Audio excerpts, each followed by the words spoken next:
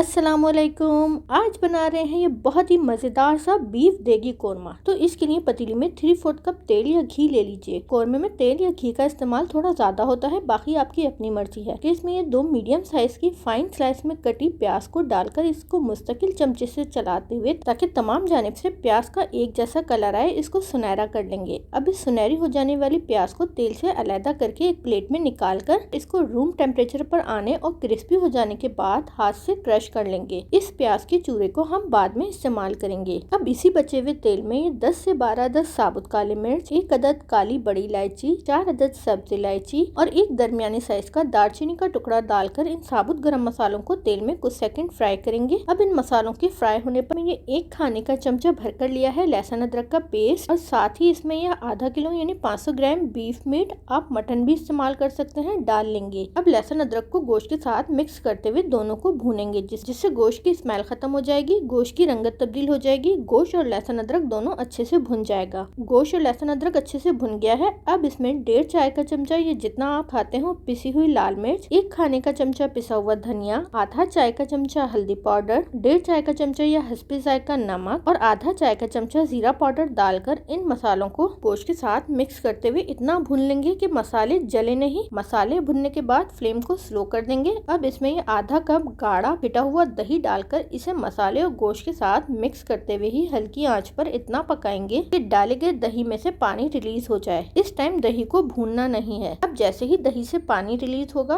अब इसमें गोश्त के गलने के हिसाब से 1.5 कप पानी डालकर इसे मिक्स करेंगे। इसमें ज्यादा पानी नहीं डालेगा क्योंकि इसमें दही का पानी भी मौजूद है। अब इस पानी में जोश आने पर पतीली को ढककर धीमी आंच पर 1.5 घंटे के लिए पकने के लिए छोड़ देंगे ताकि गोश्त गल जाए। आप टाइम और गैस की बचत के लिए ये काम प्रेशर कुकर में भी कर सकते हैं। अब चलते हैं कोरमे में खुशबू लाने के लिए सीक्रेट मसाला बनाने की जानिब, जिसके लिए हम इस्तेमाल करेंगे ये 1 छोटा टुकड़ा जावित्री का, 1 छोटा टुकड़ा जायफल का, 3 अदद सब्ज इलायची और ये 3 अदद लौंग। इन मसालों को बिल्कुल बारीक पीसकर इसका फाइन पाउडर बना लेंगे। बस ध्यान रखिएगा कि ये मसाला बिल्कुल बारीक पिसा हुआ हो। अब चलते हैं दोबारा गोश्त की जानिब, क्योंकि गोश्त को पकते हुए 1.5 घंटा हो चुका है। अब गोश्त को चेक कर लेते हैं। देखिए गोश्त गल चुका है और इसमें ज्यादा पानी भी मौजूद नहीं है। अगर इस टाइम ज्यादा पानी मौजूद हो तो पहले पानी को हल्का सा खुश्क कर लीजिएगा। अब इसमें जो फ्राई प्याज का चूरा करके रखा था इसे, साथ ही 1 खाने का चमचा पिसा हुआ खोपरा और जो मसाला पीसा था इसे डालकर मिक्स करके पतीली को ढककर हल्की आंच पर 10 मिनट पकाएंगे, जिससे फ्राई प्याज घुल जाएगी, ग्रेवी पक्का गाढ़ी और दानेदार हो जाएगी और सीक्रेट मसाले की वजह से कोरमे में बहुत अच्छी खुशबू आ जाएगी। 10 मिनट बाद देखिए तमाम इजाफी पानी खुश्क हो चुका है, ग्रेवी पक्का गाढ़ी और दानेदार हो गई है। अब ये कोरमा तैयार है। अब इसे सर्विंग डिश में निकालेंगे और गर्मा गर्म तंदूर की रोटी या फिर शीरमाल के साथ सर्व करेंगे। तो कैसी लगी आज की आपको ये बीफ देगी कोरमे की रेसिपी, जरूर बताइएगा। शुक्रिया।